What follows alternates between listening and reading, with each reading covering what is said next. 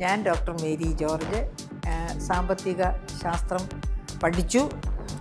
കോളേജുകളിൽ നിന്ന് സാമ്പത്തിക ശാസ്ത്ര അധ്യാപികയായിട്ട് റിട്ടയർ ചെയ്തു.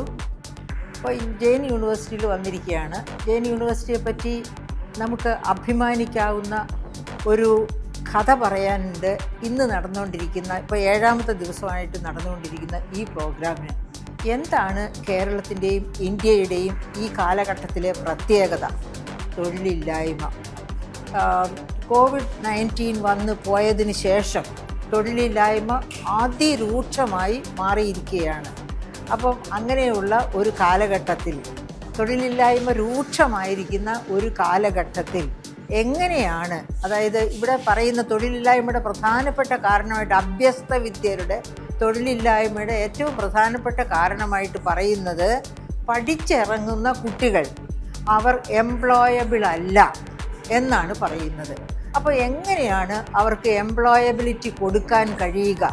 അതിനൊരു മാർഗമായിട്ടാണ് പ്രധാനമന്ത്രി PM ഇൻറ്റേൺഷിപ്പ് എന്ന ഒരു പ്രോഗ്രാം ഇക്കഴിഞ്ഞ ബജറ്റിൽ കൊണ്ടുവന്നത്.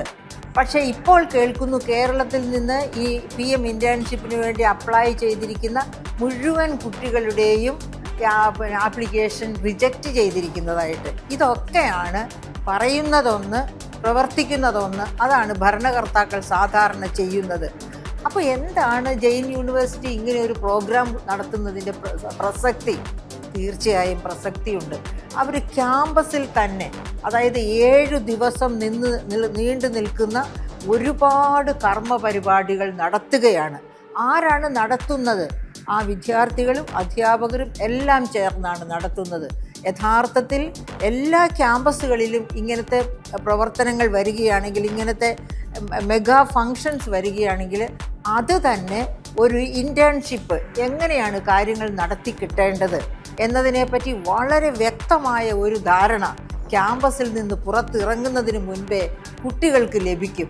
അങ്ങനെ കിട്ടുന്നതിനുള്ള ആദ്യ പാഠം, നമുക്കതിനെ ബാലപാഠം എന്ന് പറയാം, ഇതിനെ കരുതാം.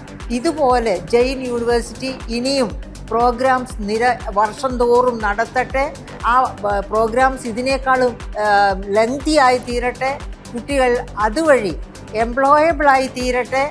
അങ്ങനെ ഇന്ത്യ വിട്ടുപോകാതെ ഇന്ത്യക്കകത്ത് തന്നെ നമ്മുടെ യുവജനത സ്വന്തം ജീവിതം കണ്ടെത്തട്ടെ.